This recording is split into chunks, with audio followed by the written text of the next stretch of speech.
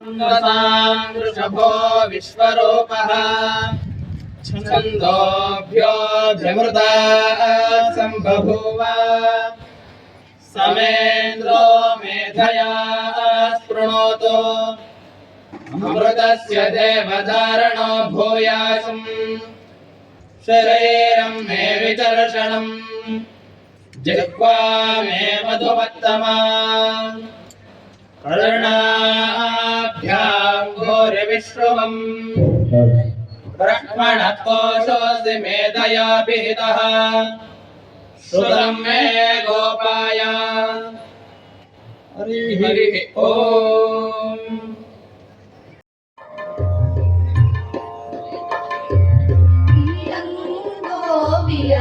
ಚಲುವ ಕೃಷ್ಣನ ಎಲ್ಲಿ ನೋಡಿದಿರಿ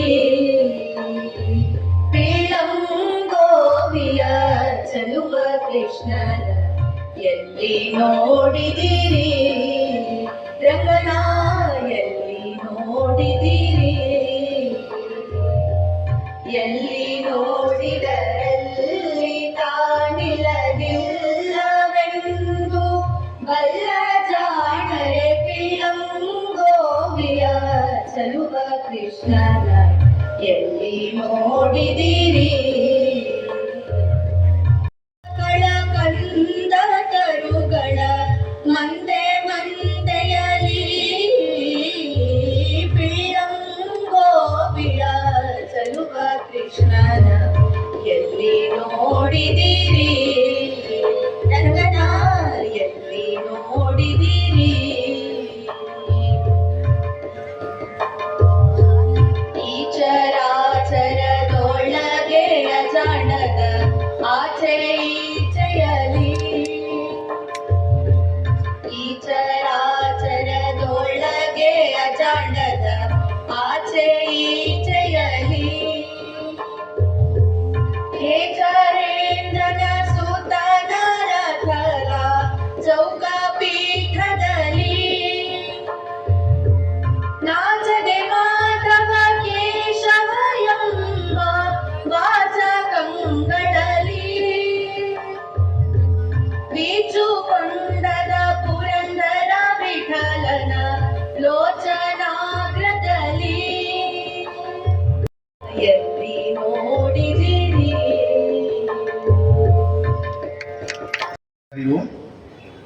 घोषणे हाक्तೇನೆ अयोध्यापति प्रभु श्री रामचंद्र महाराज की हरि सर्वोत्तम वायु जीवोत्तम वसुदेव श्री श्री श्री परम पूज्य विश्वेश्वर तीर्थ करकमल ಸಂಜಾತರಾದ ಶ್ರೀ ಶ್ರೀ 1008 ವಿಶ್ವ ಪ್ರಸನ್ನ ತೀರ್ಥ ಶ್ರೀಪಾದಂಗಳವರಿಗೆ ಗುರುಪ್ರಭು ವೇದಿಕೆ ಮೇಲೆ ಆಸೀನರಾಗಿರ್ತಕ್ಕಂಥ ಶ್ರೀಗಳಾದ ಪೇಜಾವರ ಮಠದ ಶ್ರೀ ಶ್ರೀ 1008 ವಿಶ್ವ ಪ್ರಸನ್ನ ತೀರ್ಥ ಶ್ರೀಗಳ ಪಾದಗಳಿಗೆ ಕೋಟಿ ಕೋಟಿ ನಮಸ್ಕಾರಗಳನ್ನು ಅರ್ಪಿಸಿ, ಆತ್ಮೀಯ ಸಜ್ಜನ ಬಂಧುಗಳೇ, ಶ್ರದ್ಧೆಯ ತಾಯಂದಿರೇ, ಆಗಮಿಸಿದಂತಹ ಜಮಖಂಡಿ ಜನರ ಹಾಗೂ ಬೇರೆ ಬೇರೆ ಊರುಗಳಿಂದ ಬಂದಂತಹ ಒಟುಗಳ ಪಾಲಕರೇ, ಒಟುಗಳೇ, ಮಾಧ್ಯಮ ಮಿತ್ರರೇ ಹಾಗೂ ಪತ್ರಿಕಾಕರ್ತರೆ, ಇದೇ ಈ ಒಂದು ಶುಭ ಸಂದರ್ಭದಲ್ಲಿ ಜಮಖಂಡಿ ನಗರದಲ್ಲಿ ನಾವು ಸತತವಾಗಿ 5ನೇ ವರ್ಷದ ಸಾಮೂಹಿಕ ಉಚಿತ ಉಪನಯನ ಕಾರ್ಯಕ್ರಮವನ್ನು ನಾವು ಏರ್ಪಡಿಸಿದ್ದೇವೆ. ವರ್ಷಗಳಲ್ಲಿ 70 ರಿಂದ 75 ಬಡ ವಟುಗಳ ಒಂದು ಉಪನಯನ ಕಾರ್ಯಕ್ರಮವನ್ನು ಮಾಡಿ ಪ್ರತಿ ವರ್ಷ ಬೇರೆ ಬೇರೆ ಗುರುಗಳನ್ನ ಶ್ರೀಗಳನ್ನ ಕರೆಸಿ ಅವರಿಂದ ಆ ವಟುಗಳಿಗೆ ಬ್ರಹ್ಮೋಪದೇಶ ಮಾಡುವ ಕಾರ್ಯಕ್ರಮ ಇದು ನಡೀತಾ ಬಂದಿದೆ. ಅವ್ರು ನಮ್ಮ ಊರಿಗೆ ಬಂದದ್ದು ನಮ್ಮೆಲ್ಲರ ಹೆಮ್ಮೆ ಹಾಗೂ ಪುಣ್ಯ ಅಂತ ನಾನು ತಿಳ್ಕೊತೇನೆ. ದೂರದಿಂದ ನಮ್ಮ ಕರೆಗೆ ಹೋಗ್ಬಿಟ್ಟು ಆಗಮಿಸಿದಂತ ಎಲ್ಲ ವಟುಗಳಿಗೆ ನಾಳಿನ ದಿವಸ ಅವರು ಉಪದೇಶವನ್ನು ಮಾಡಲಿಕ್ಕೆ ಆಗಮಿಸಿದಂತಹ ಶ್ರೀಗಳನ್ನ ಕೋಟಿ ಕೋಟಿ ನಮಸ್ಕಾರ ಪೂರ್ವಕವಾದಂತಹ ಸ್ವಾಗತವನ್ನು ನಾನು ನಮ್ಮೆಲ್ಲರ ಪರವಾಗಿ ಅವ್ರಿಗೆ ನಾನು ಕೋರ್ತಾ ಇದ್ದೇನೆ. ಅದರಂತೆ ಶ್ರೀಗಳು ಬಹಳ ದೂರದಿಂದ ನಮ್ಮ ಕರೆಗೆ ಹೋಗ್ಕೊಟ್ಟು ನಾಳಿನವರೆಗೆ ಇಡೀ ದೇಶ ಲಾಕ್ಡೌನ್ ಆಗಿತ್ತು.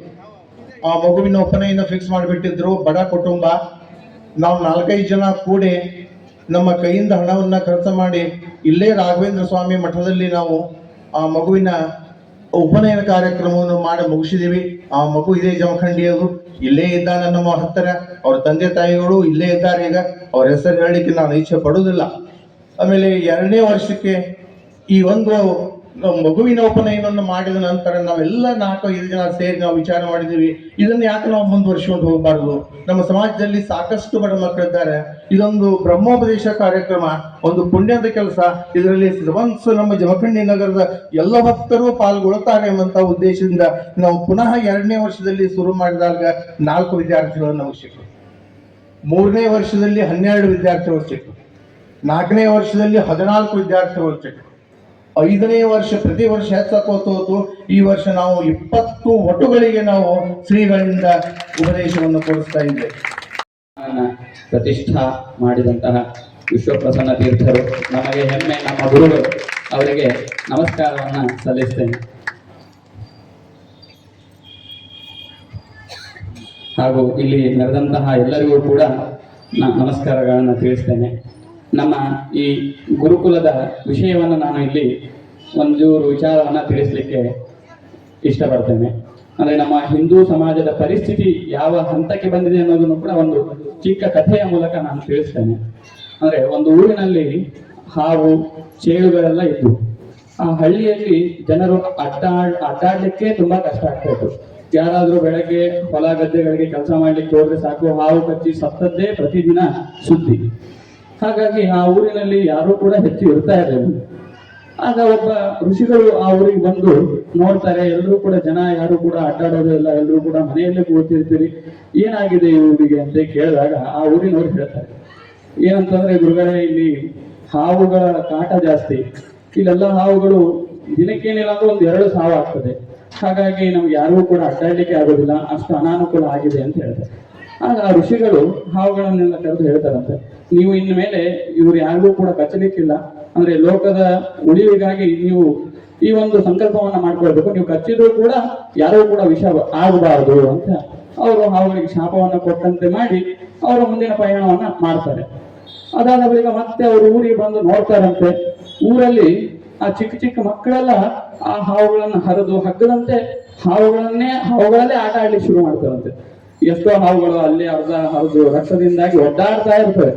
ಆಗ ಋಷಿಗಳಿಗೆ ಆಶ್ಚರ್ಯ ಆಗುತ್ತಂತೆ, ಏನಿದು ಈ ಹಾವುಗಳನ್ನು ಹಿಡ್ಕೊಂಡು ಆಟ ಆಡ್ತಾ ಇದ್ರಲ್ಲ ಅಂತ ಹೇಳಿ ಹಾವುಗಳನ್ನು ಕೇಳಿದಾಗ, ಏನ್ ನಿಮ್ ಪರಿಸ್ಥಿತಿ ಈ ರೀತಿ ಆಗ್ಬಿಟ್ಟಿದೆ ಅಂತ ಹೇಳಿದಾಗ ಆ ಹಾವುಗಳು ಹೇಳ್ತವೆ, ನೀವೇ ಗುರುಗಳೇ ನಮಗೆ ಈ ರೀತಿಯಾಗಿ ಪರಿಸ್ಥಿತಿ ಮಾಡಿತ್ತು, ನೀವೇನಂದ್ಬಿಟ್ರಿ, ನಮಗೆ ಕಚ್ಚಬಾರ್ದು, ಕಚ್ಚಿದ್ರು ಕೂಡ ವಿಷ ಬರಬಾರ್ದು ಅಂತ ಅಂದ್ಬಿಟ್ರು. ಅದಕ್ಕೆ ಅವ್ರಿಗೀಗ ನಮ್ಮ ಮೇಲೆ ಭಯವೇ ಇಲ್ಲ. ಭಯ ಇಲ್ಲ ಅಂತಂದ್ರೆ ನಮ್ಮನ್ನೇ ಅವ್ರ ಆಟಿಕೆ ಸಾಮಾನ್ ತರ ಮಾಡ್ಕೊಂಡ್ಬಿಟ್ಟಿದ್ದಾರೆ, ನಮ್ಮ ಪರಿಸ್ಥಿತಿ ಈ ರೀತಿಯಾಗಿ ಆಗಿದೆ ಅಂತ ಹೇಳಿ ಹಾವುಗಳು ಮಾತಾಡಿದಾಗ ಆಗ ಋಷಿಗಳು ಹೇಳ್ತಾರಂತೆ, ನಿಮಗೆ ಕಚ್ಚಬೇಡಿ ಅಂತ ಹೇಳಿದೀನಿ, ಆದ್ರೆ ಬುಸುಗೂಡಬೇಡಿ ಅಂತ ಏನಾದ್ರು ಹೇಳಿದಿನ? ಬುಸುಗೂಡೋದ್ರಿಂದಲೂ ಕೂಡ ಅವ್ರನ್ನ ನೀವೇನ್ ಮಾಡ್ಬೋದು, ಹೆದರಿಸ್ಬೋದು. ಅಂದ್ರೆ ನಮ್ಮ ಹಿಂದೂ ಸಮಾಜದ ಪರಿಸ್ಥಿತಿಯು ಕೂಡ ಹೇಗಾಗಿದೆ ಅಂತಂದ್ರೆ, ನಾವು ಒಂದು ಕಾನೂನಿನ ಚೌಕಟ್ಟಿನಲ್ಲಿದ್ದೇವೆ. ಹಾಗಾಗಿ ನಾವು ಏನೋ ಒಂದು ನಮ್ಮ ಹಿಂದೂ ಸಮಾಜದ ಮೇಲೆ ಏನೋ ಒಂದು ಆದಾಗ ನಾವು ಹೋಗಿ ಏನೋ ಹೊಡೆಯೋದು ಆ ರೀತಿಯಾಗಿ ಮಾಡ್ಲಿಕ್ಕೆ ಆಗೋದಿಲ್ಲ. ನಾವು ಬುಸುಗೂಡಬಹುದು. ಬುಸುಗೂಡೋದು ಅಂದ್ರೆ ಏನು ಅಂತಂದ್ರೆ, ನಮಗೇನು ಮಂತ್ರದ ಉಪದೇಶ ಇರ್ತದೆ, ಅದರಿಂದಾಗಿ ನಮಗೆ ಎಷ್ಟಾಗ್ತದೋ ಅಷ್ಟು ಲೋಕ ಕಲ್ಯಾಣಕ್ಕಾಗಿ ರಾಮ ಮಂತ್ರ ಜಪ ಇರ್ಬೋದು. ಅದೇ ರೀತಿಯಾಗಿ ನಾಳೆಯೂ ಕೂಡ ಈ ಎಲ್ಲ ಜಮಖಂಡಿ ಜನರು ಕೂಡ ಸೇರಿ ಸಾಮೂಹಿಕ ಉಪನಯನ ಅಂತಂದ್ರೆ ಏನು ಅಂತಂದ್ರೆ, ಆ ವಿದ್ಯಾರ್ಥಿಗಳಿಗೆ ಉಪನಯನ ಅಂತಂದ್ರೆ ವೇದಗಳನ್ನ ಓದಲಿಕ್ಕೆ ಉಪನಯನ ಅಂದ್ರೆ ಚಸ್ಮಾ ಅಂತ, ಉಪನೇತ್ರ ಉಪನಯನ ಎರಡೂ ಕೂಡ ಒಂದೇ. ಅಂದ್ರೆ ಅವರಿಗೆ ವೇದವನ್ನ ಓದಲಿಕ್ಕೆ ಅಧಿಕಾರ ಬರ್ತದೆ, ಅಂದ್ರೆ ಭಗವಂತನ ತತ್ವಜ್ಞಾನವನ್ನು ತಿಳ್ಕೊಳ್ಳಿಕ್ಕೆ ಅವ್ರಿಗೆ ಅಧಿಕಾರ ಬರ್ತದೆ.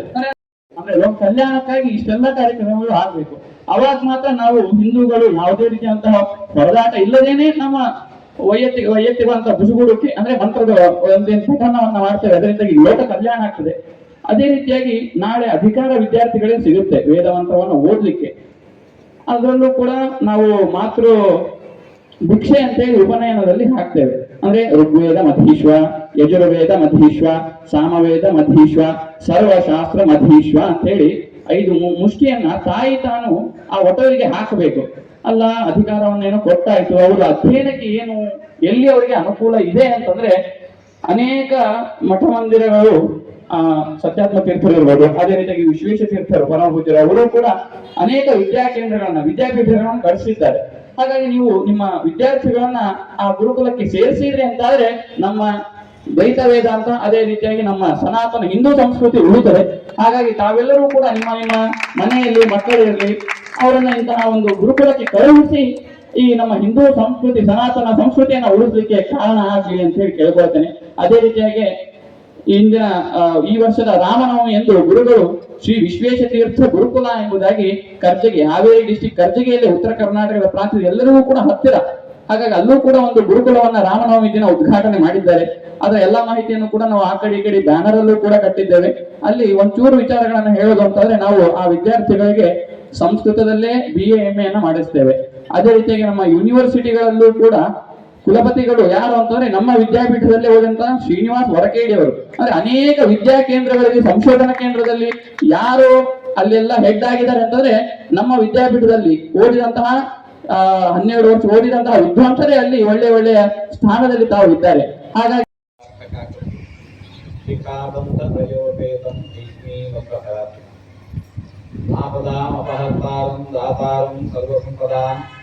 ಲೋಕಾಭಿರಾಮಂ ಶ್ರೀರಾಮಂ ಭೂಯೋ ಭೂಯೋ ನಮಾಮಿ.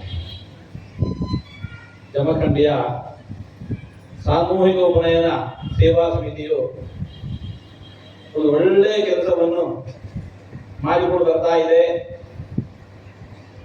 ಸಮಾಜದ ಒಟುಗಳಿಗೆ ಸಾಮೂಹಿಕವಾಗಿ ಉಪನಯನ ಸಂಸ್ಕಾರವನ್ನು ಕೊಡಿಸ್ತಾ ಇದೆ. ಏನಿ ಉಪನಯನ ಸಂಸ್ಕಾರದ ಮಹತ್ವ ನಾವೆಲ್ಲ ನಮಸ್ಕಾರ ಮಾಡುವ ವೇಳೆ ಗೋತ್ರಾಭಿವಂದನ ಅಂತ ಮಾಡ್ತೇವೆ. ಆವಾಗೆಲ್ಲ ನಾವು ಋಷಿಗಳ ಹೆಸರನ್ನು ಉಲ್ಲೇಖ ಮಾಡ್ತೀವಿ. ವಸಿಷ್ಠ ಗೋತ್ರದವರು, ವಾಮದೇವ ಗೋತ್ರದವರು, ವಿಶ್ವಾಮಿತ್ರ ಗೋತ್ರದವರು, ಭರದ್ವಾಜ ಗೋತ್ರದವರು ಅಂತ ಹೇಳಿಕೊಂಡೆಲ್ಲ. ಯಾರು ಅವರೆಲ್ಲ? ಇನ್ಯಾರೂ ಅಲ್ಲ, ನಮ್ಮ ಮನೆತನದ ಪೂರ್ವಿಕರು. ಇನ್ಯಾರೂ ಅಲ್ಲ, ನಮ್ಮ ಮನೆತನದ ಪೂರ್ವಿಕರು, ಹಿರಿಯರು. ಯಾವ ಕಾಲ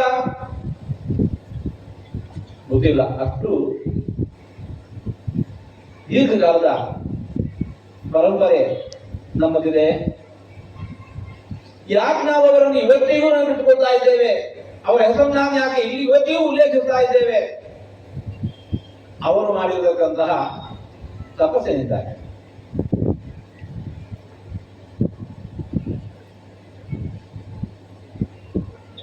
ಏನು ತಪಸ್ಸು ಅಂತಂದ್ರೆ ಸಾಧನೆ.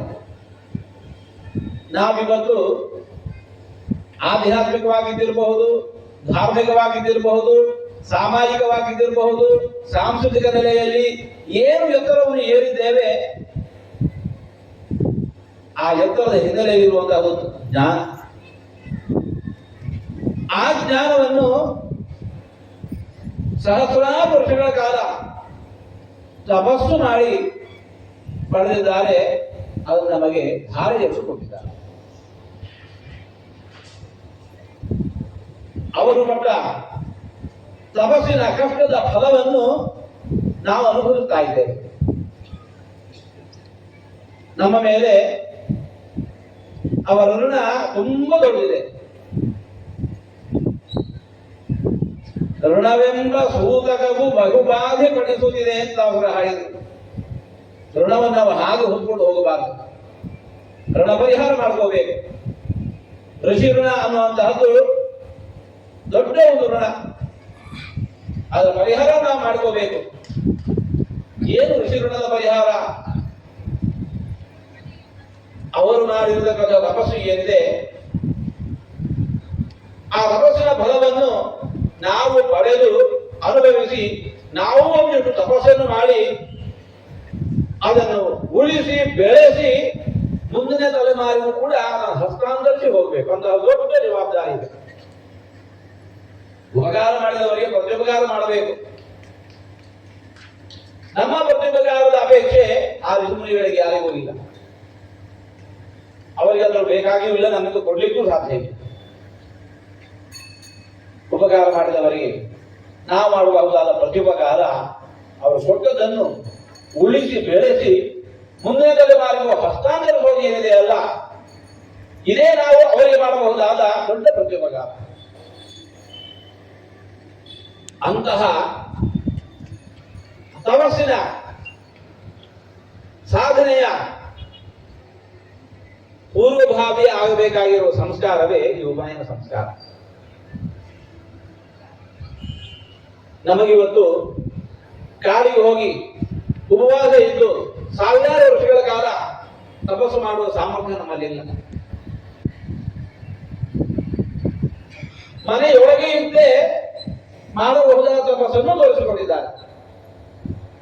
ಸ್ವಾಧ್ಯಾಯ ಪ್ರವಚನೆ ಏವೇತಿ ನಾಥೋ ಮೌಲ್ಯ ತದ್ಭಿತಪ ಶಾಸ್ತ್ರಾಧ್ಯಯನ ಅನುಷ್ಠಾನ ಮುಂದಿನ ತಲೆಮಾರಿಗೆ ಅದರ ಉಪದೇಶ.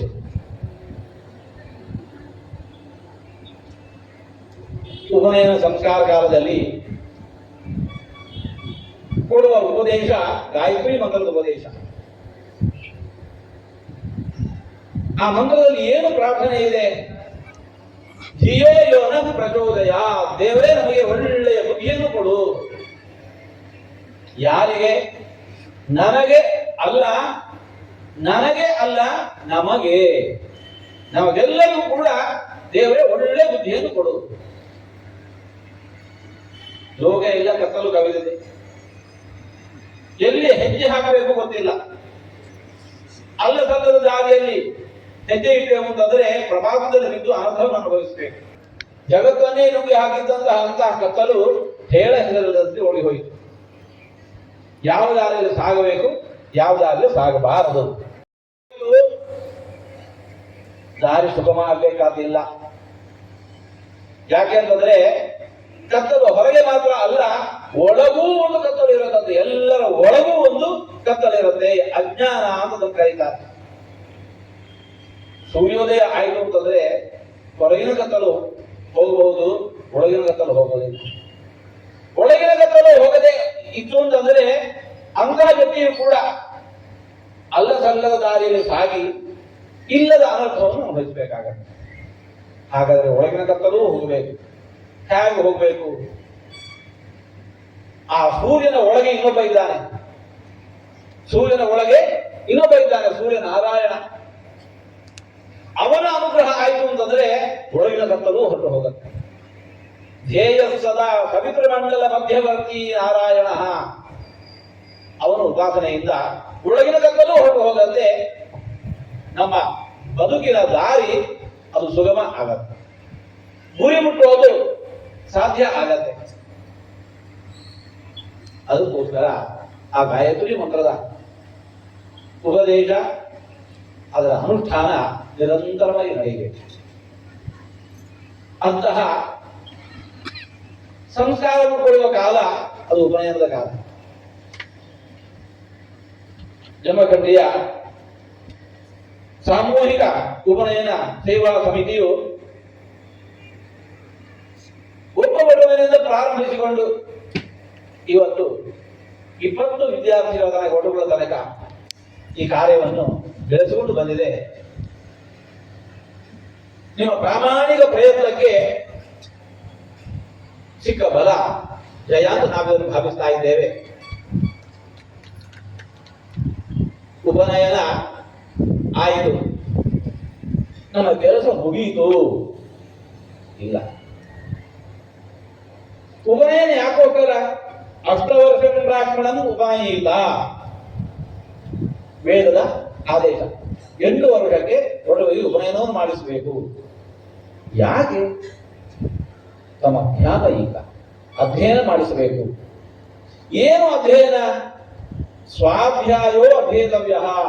ವೇದಾಧ್ಯಯನವನ್ನು, ಶಾಸ್ತ್ರಾಧ್ಯಯನವನ್ನು ಮಾಡಬೇಕು.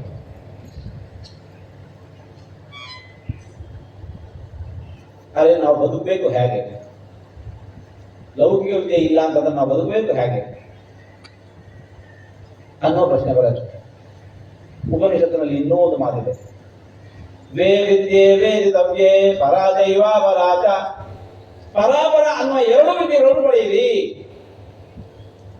ಶಾಸ್ತ್ರೀಯವಾದ ವ್ಯಾಖ್ಯಾನದಲ್ಲಿ ಬೇರೆನೇ ಇದೆ, ಯಾಕೆ ಬೇಡ, ಇದು ಇಟ್ಕೊಳ್ಳೋಣ. ಲೌಕಿಕ ವಿದ್ಯೆಯೂ ಇರಲಿ, ಆಧ್ಯಾತ್ಮಿಕ ವಿದ್ಯೆಯೂ ಜೊತೆಗಿರಲಿ. ಆಧ್ಯಾತ್ಮಿಕ ವಿದ್ಯೆಯೂ ಜೊತೆಗಿರಲಿ, ಭೌತಿಕ ವಿದ್ಯೆಯೂ ಜೊತೆಗಿರಲಿ. ಒಂದು ಆತ್ಮನ ಪೋಷಣೆಗೆ, ಇನ್ನೊಂದು ದೇಹದ ಪೋಷಣೆಗೆ.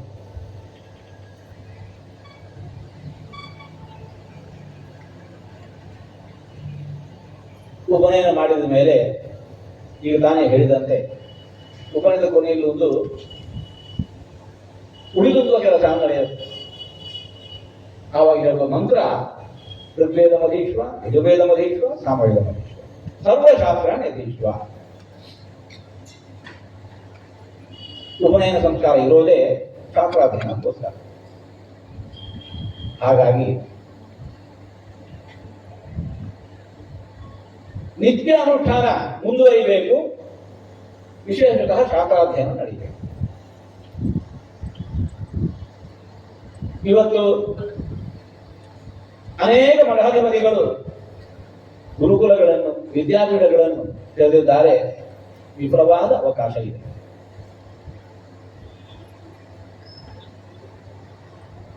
ವರ್ಷದ ಉದ್ದಕ್ಕೂ ವಿದ್ಯಾಪೀಠವನ್ನು ಸೇರಿಕೊಂಡು ಕಲಿಯಲಿಕ್ಕೆ ಯಾರಿಗೆ ಸಾಧ್ಯ ಆಗ್ತಾ ಇಲ್ಲ, ಕೊನೆ ಪಕ್ಷ ಅವರಿಗೋಸ್ಕರವಾದರೂ ಪ್ರತಿ ವರ್ಷ ಶಿಬಿರಗಳನ್ನು ನಡೆಸಬೇಕು. ಪ್ರತಿ ವರ್ಷ ಶಿಬಿರಗಳನ್ನು ನಡೆಸಬೇಕು.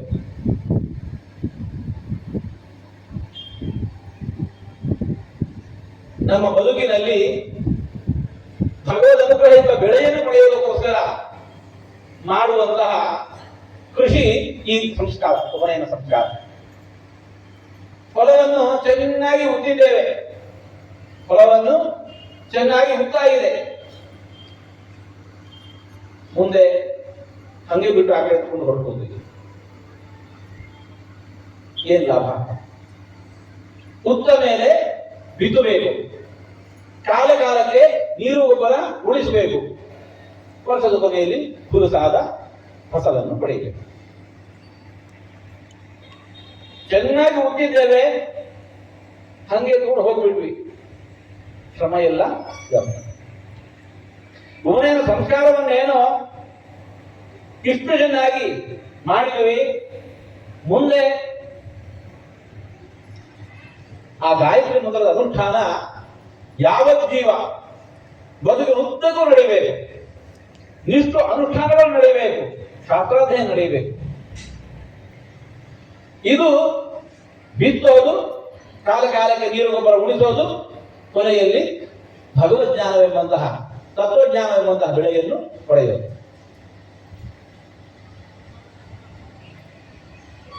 ಗುರುಕುಲ ವಿದ್ಯಾಪೀಠಗಳಿಗೆ ಹೋಗಿ ಶಾಸ್ತ್ರಾಧ್ಯಯನ ಮಾಡಲಿಕ್ಕೆ ಯಾರಿಗೂ ಸಾಧ್ಯ ಆಗ್ತಾ ಇಲ್ಲ, ಅಂಥವರಿಗೋಸ್ಕರ ಕೊನೆ ಪಕ್ಷ 15 ದಿವಸಗಳ ಶಿಬಿರ ಅದು ಅವಶ್ಯವಾಗಿ ನಡೆಯಬೇಕು.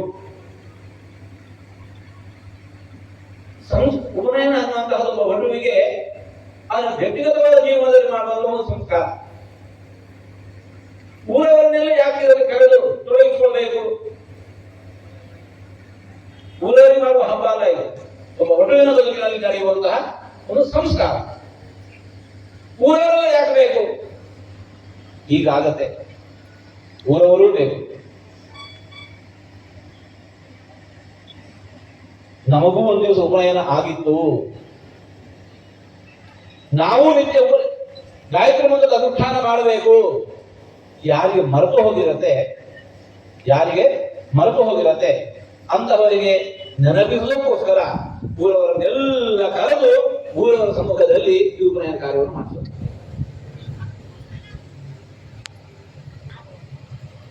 ಇದರ ಪ್ರೇರಣೆಯಿಂದ ಒಂದು ವೇಳೆ ಯಾರನ್ನಾದ್ರೂ ತಪ್ಪಿ ಹೋದದ್ದಿದ್ರೆ ಅದು ಮತ್ತೆ ಪುನಃ ಸರಿದಾರಿಗೆ ಬರುವಂತಾಗಬೇಕು. ಅದಕ್ಕೋಸ್ಕರ ಈ ರೀತಿಯಾಗಿ ಊರವರನ್ನೆಲ್ಲ ಕರೆದು ಈ ಸಂಸ್ಕಾರವನ್ನು ಮಾಡಿಸೋದಿರತ್ತೆ. ಜೊತೆಯಲ್ಲಿ ಗಂಡು ಮಕ್ಕಳಿಗೆ ಉಪನಯನ ಸಂಸ್ಕಾರ ನಡೆಯುತ್ತೆ. ಅವರಿಗೊಂದು ನಿತ್ಯ ಸಂಧ್ಯಾ ವಂದನೆ, ಗಾಯತ್ರಿ ಮಂಡಲದ ಅನುಷ್ಠಾನ, ಅಗ್ನಿ ಕಾರ್ಯ ಮೊದಲಾದ ವಿಧಿವಿಧಾನಗಳು ಇರ್ತವೆ. ನಮ್ಮ ಹೆಣ್ಮಕ್ಕಳಿಗೆ ಏನೂ ಇಲ್ಲ ಅಂತ ಒಂದು ಕೊರಗಿದೆ. ನಮ್ಮ ಹೆಣ್ಮಕ್ಕಳಿಗೆ ಏನೇನೂ ಇಲ್ಲ ಹಾಗೆ ಅಂದ್ಕೋಬೇಡಿ. ಹೆಣ್ಮಕ್ಕಳಿಗೂ ಕೂಡ ಇದೆ.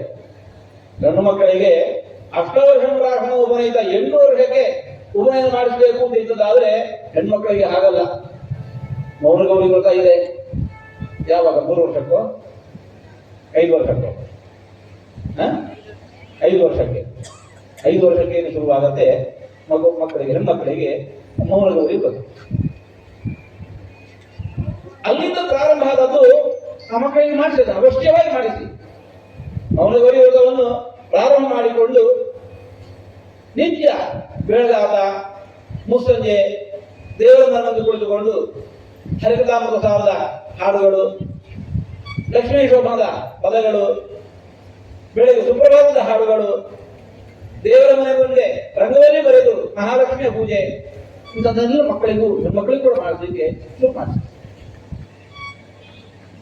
ಒಂದು ಮನೆ ಪರಿಪೂರ್ಣವಾಗುವುದು ಸನಾತನ ಸಂಸ್ಕೃತಿಯನ್ನು ಮನೆಯ ಎಲ್ಲ ಗಂಡು ಮಕ್ಕಳು ಹೆಣ್ಮಕ್ಕಳು ರೂಢಿಸಿಕೊಂಡು ಬೆಳೆದಾಗ ಆ ಮನೆ ಪರಿಪೂರ್ಣ ಸಂಸ್ಕಾರಿತವಾದ ಮನೆಯಾಗಿ ಬೆಳೆಯುತ್ತೆ. ಆ ಹಿನ್ನೆಲೆಯಲ್ಲಿ ಮನೆಯಲ್ಲಿ ಇಂತಹ ಅನುಷ್ಠಾನಗಳು ವರ್ಷಕ್ಕೊಮ್ಮೆ 15 ದಿವಸಗಳ ಶಿಬಿರದಲ್ಲಿ ವರ್ಷದುದ್ದಕ್ಕೂ ನಾವು ಏನು ಆಚರಣೆಯನ್ನು ಮಾಡಬೇಕು ಅದನ್ನೆಲ್ಲ ತಿಳಿಸುವ ಪ್ರಕ್ರಿಯೆ. ಸಾಮೂಹಿಕ ಉಪನಯನ ಸಮಿತಿ ಆಗ್ತಾ ಇಲ್ಲ, ಗೊತ್ತಿಲ್ಲ, ಪ್ರಾಯಶಃ ಆಗ್ತಾ ಉಂಟು ಅಂತ ಭಾವಿಸ್ತೇವೆ. ಒಂದು ವೇಳೆ ಈ ತನಕ ಇಲ್ಲ ಅಂತಂದ್ರೆ ಅದನ್ನು ಕೂಡ ಮುಂದುವರಿಸಿ ಉಪನಯನ ಮಾಡಿದ ಒಡುಗಳು ಯಾವ ಅದು ಮತ್ತೆ ಪುನಃ ಸರಿದಾರಿಗೆ ಟ್ರ್ಯಾಕಲ್ಲಿ ಒಂದು ನಿಲ್ಲುವಂತೆ ಆಗಬೇಕು. ಅಂತಹ ಕಾರ್ಯವೂ ಕೂಡ ಮುಂದಿನ ದಿವಸಗಳಲ್ಲಿ ವಿಶೇಷವಾಗಿ ನಡೆಯಲಿ ಅಂತ ಆಶಿಸ್ತಾ ಈ ಕಾರ್ಯಕ್ರಮ ತೊಡಗಿಸಿಕೊಂಡಂತಹ ಈ ಸಮಿತಿಯ ಎಲ್ಲ ಸದಸ್ಯರಿಗೆ ವಿಶೇಷವಾಗಿ ಕೃಷ್ಣ ಅನುಗ್ರಹವನ್ನು ಪ್ರಾರ್ಥಿಸ್ತಾ ಮಾತನ್ನು ಮುಕ್ತಾಯಗೊಳಿಸ್ತಾ ಇದ್ದೇವೆ. ಕೃಷ್ಣ.